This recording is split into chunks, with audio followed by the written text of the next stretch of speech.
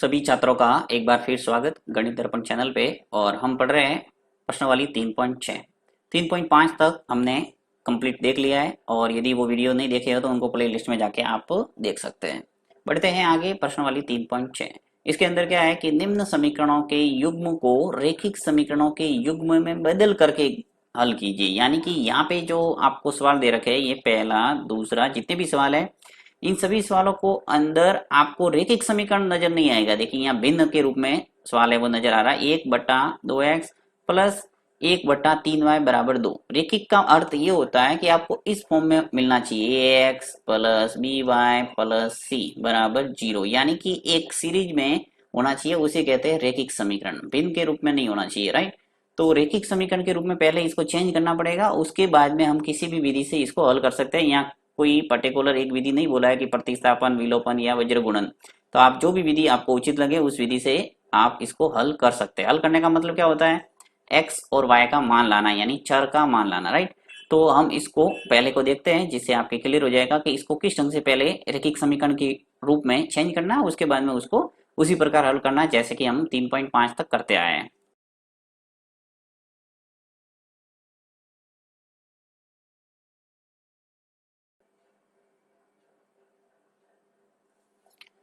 तो देखिए जो पहला प्रश्न है वो क्या दे रखा है हमारे कि 1/2x प्लस 1/3y बराबर 2। दूसरा जो समीकरण है 1/3x प्लस 1/2y बराबर 13/6। ठीक है, इस ढंग से दोनों समीकरण दे रखे हैं। इनको पहले क्या करेंगे, रैखिक समीकरण के रूप में बदलेंगे। तो यहाँ मैं ले लेता हूँ फर्स्ट 1 थोड़ा लंबा जरूर सवाल ये बनेगा, क्योंकि पहले इसको रैखिक समीकरण के रूप में बदलना पड़ेगा, उसके बाद में उसको पहले उसी विधि से करेंगे जैसे हम पहले करते थे। तो देखिए 1/2x प्लस 1/3y बराबर 2, ये पहला समीकरण है। नेक्स्ट दूसरा समीकरण है 1/3x प्लस 1/2y बराबर 13/6। ठीक है, ये दोनों समीकरण है। इसके अंदर हमें करना क्या है, सबसे पहले मानना है कि माना जो भी आपको नीचे चर के रूप में दिखे 1/x और यहाँ दिख रहा है 1/y, तो मैं क्या करता हूँ, 1 जो x है इसको मान लेता हूँ u, और जो 1/y है इसको मान लेते हैं v। 1/y इसको मान लिया v, u मान लिया और v मान लिया। ओके, अब यहाँ पे इस समीकरण के अंदर क्या चेंज हो जाएगा, देखिए 1/2 है, ये जो 1/x है, चलिए मैं यहाँ थोड़ा करके बताता हूँ। देखिए ये जो 1/x है इसको मैंने क्या माना है, u, राइट। तो इसको यहाँ पे लिख सकता हूँ मैं u। तो ऊपर आ जाएगा हमारे पास जो 1 है उसकी जगह मैं क्या लिख दूंगा, यहाँ पे u, सीधा लिख लो आप u। इसी प्रकार फिर प्लस, पहले समीकरण की बात हो रही है। देखिए 1/y ये जो पूरा दिख रहा है ये, इसकी जगह मैं लिख सकता हूँ v, और बट्टा आ जाएगा नीचे 3, क्योंकि 1/x तो माना मैंने u और 1/y माना मैंने v। तो ये जो समीकरण था पूरा 1/2x प्लस 1/3y, इसकी जगह मेरे पास हो गया एक u/2 और v/3, और बराबर 2 है, वो ऐसा का ऐसा लिखना है, इसमें कोई चेंज नहीं।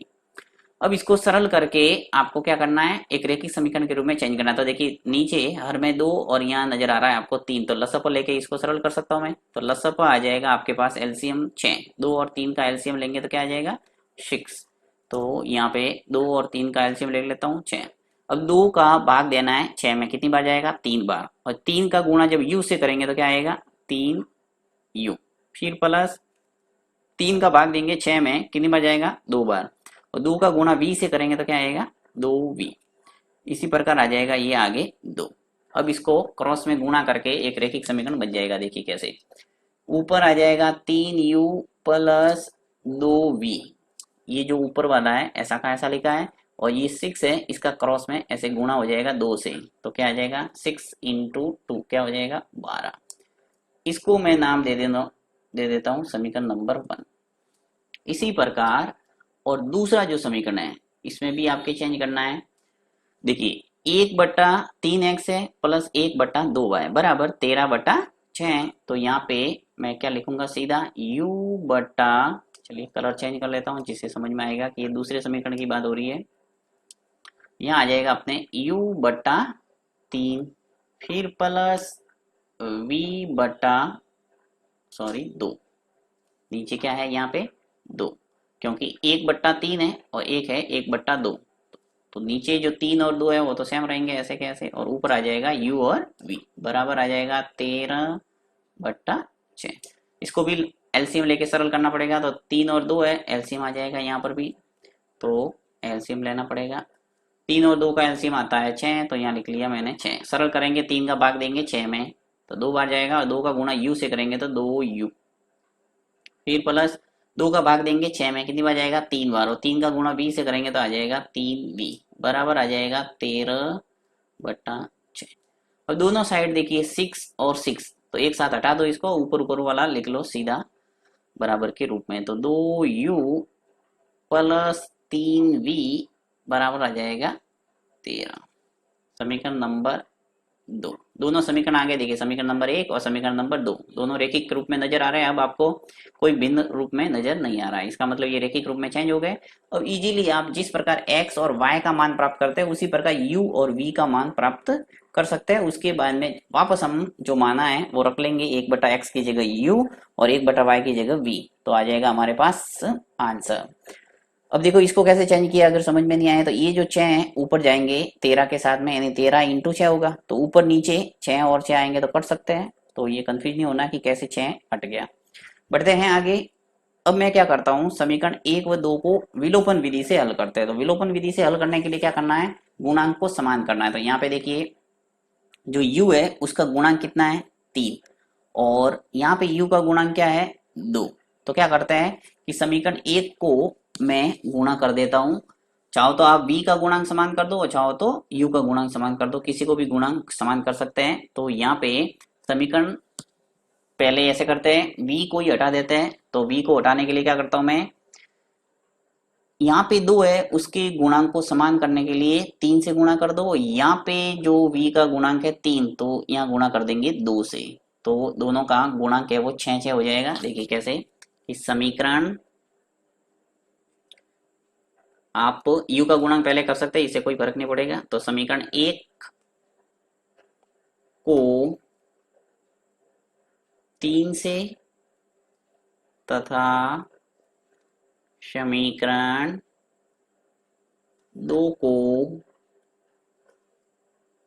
2 से गुणा करने पर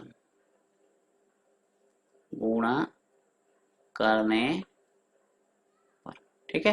तो समीकरण जो 1 है इसका गुणा कर दो 3 से, तो सभी का 3 से गुणा हो जाएगा। देखिए 3u, इसका गुणा 3 से होगा तो क्या आ जाएगा 9u, फिर प्लस 2v है, इसका गुणा भी 3 से होगा तो क्या आ जाएगा 6v बराबर 12 का गुणा 3 से होगा तो क्या आ जाएगा 12 36 आ जाएंगे 36।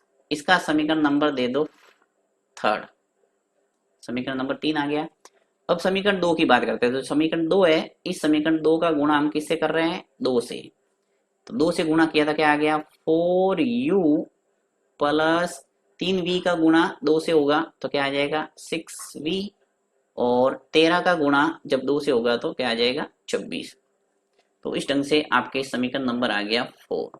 अब समीकरण 3 व 4 को हम विलोपन विधि से हल करेंगे। विलोपन विधि से हल करने का मतलब क्या करेंगे, बड़े समीकरण में से छोटे को घटा देंगे, तो एक v है वो हट जाएगा क्योंकि गुणांक हमने समान बना दिया है।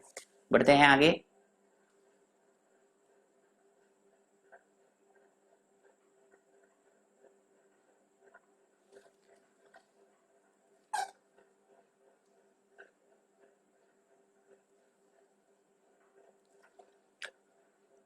समीकरण 3 में से 4 को घटा देते हैं, तो लिखता हूं मैं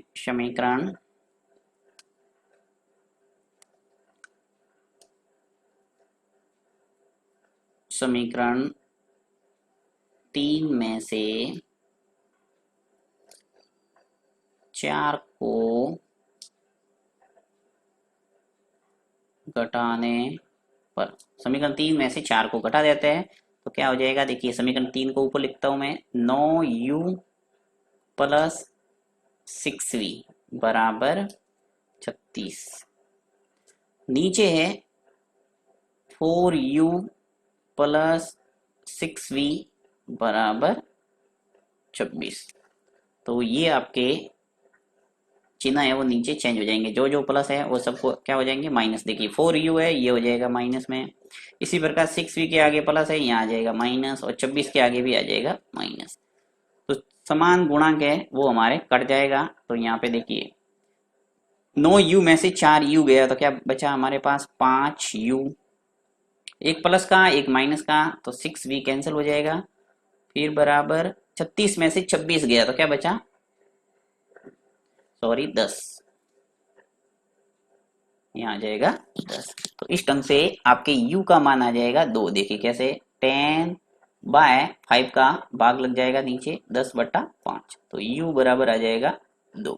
u का मान आ गया हमारे पास 2। इस u का मान समीकरण 3 में या 4 में रख लो, जिससे हमारे पास आ जाएगा v का मान। तो यहाँ पे रख लेता हूं मैं,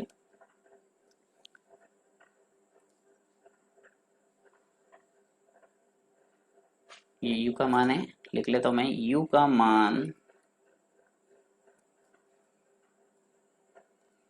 आप समीकरण 1 और 2 में भी रख सकते हैं, तो मैं समीकरण 1 में भी रख लेता हूं, जिससे हमारे v का मान आसानी से निकल सकता है।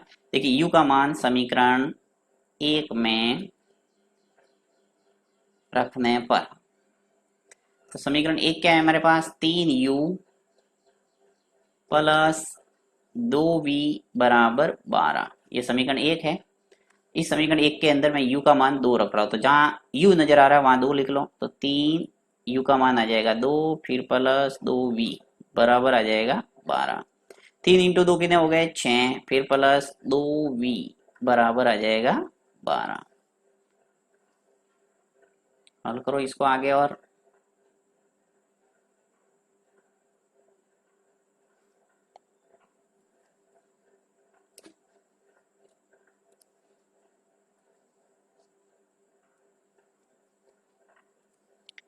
यहाँ पे v का मान लाना है तो 6 को पक्षांतर करना पड़ेगा। तो यहाँ लिख लेता हूं मैं 2v बराबर, ये जो 12 है ऐसा का ऐसा, आगे ये जो 6 है इसको पक्षांतर करके इधर लाएंगे तो क्या हो जाएगा माइनस का 6। तो 2v बराबर 12 में से 6 गया तो क्या बचा 6, v बराबर 6/2, v का मान आ जाएगा 3। तो इस ढंग से आपके u का और v का मान आपको मिल गया। अब आपको u और v का मान नहीं लाना, आपको क्या करना है, समीकरण के अंदर जो रूप दे रखा है उसी चर का मान लाना है। यानी आपने क्या माना था स्टार्ट में, देखिए वापस सवाल के स्टार्टिंग में चलते हैं। सवाल के अंदर हमने क्या माना था, यहाँ माना 1/x u मान लिया, और 1/y माना मैंने v। तो जहां u और v है वहां मैं लिख लूंगा 1/x और 1/y, जिससे हमारे क्या निकल जाएगा x और y का मान, क्योंकि सवाल है वो किस में है 1/x और 1/x, यानी चर है वो x और y है, ना कि u और v। तो आपको अंत में x u और v न ज्ञात करके क्या निकालना है x और y का मान। तो निकाल देते हैं यहाँ,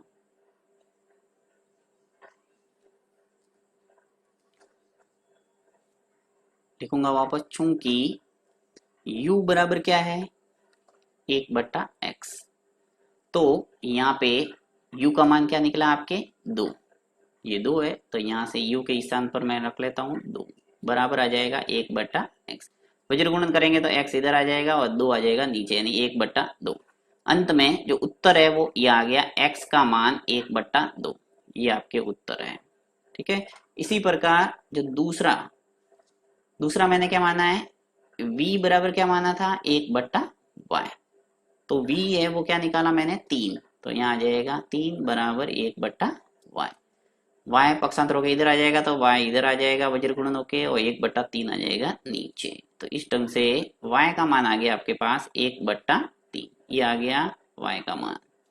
तो ये है अंतिम इसका उत्तर। सवाल लंबा जरूर है, परंतु अगर आप प्रैक्टिस करेंगे तो इजीली कर पाएंगे, क्योंकि विलोपन विधि आपने अच्छे ढंग से समझ ली है, सिर्फ आपको जो मानना है वो यहाँ एक्स्ट्रा करना है।